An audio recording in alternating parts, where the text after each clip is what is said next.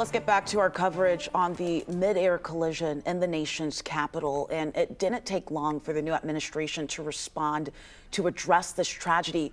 Joining us now live from Reagan National Airport is NBC senior White House correspondent Gabe Gutierrez. Gabe, thanks so much for being here. We're going to get to the president's comments in just a second.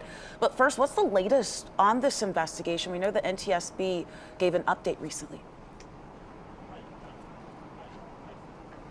Hi there, Faith. Well, yes, TSB investigators are hard at work here. We just heard from them, and they say that they have yet to find the flight data recorders here in the Potomac River.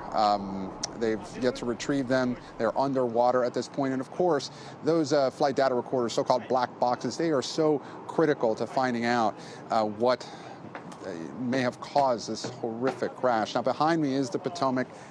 Reagan National is in between the river and our live position here. And investigators are going through the water right now, trying to still find human remains, sadly. 28 bodies have been pulled from the water so far.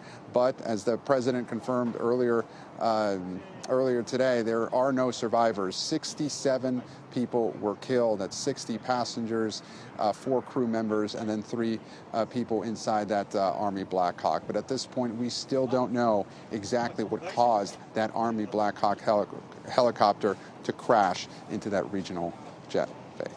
Gabe, and we know that there are so many unanswered questions. A lot of people just really trying to process what happened here.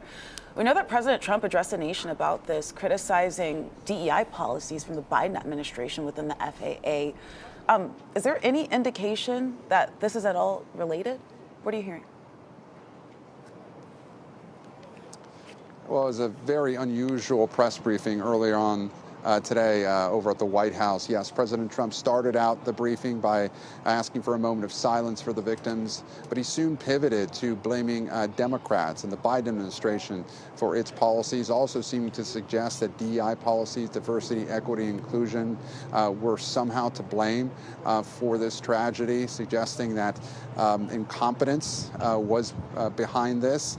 He also seemed to suggest that there may have been an issue with the air traffic controllers, although we know from local authorities that there was no communication breakdown so far that we know of. And when it comes to the pilot of the Army Black Hawk, the president said that there was, quote, a pilot problem, although NTSB investigators have not, they said they would not speculate as to that. But the president, just a short time ago in the Oval Office, was asked why he made that connection between DEI programs. He came back and he said, well, he wasn't sure that was the case, but it's something that should be looked at. But he also did say that incompetence likely played a role here, Faith.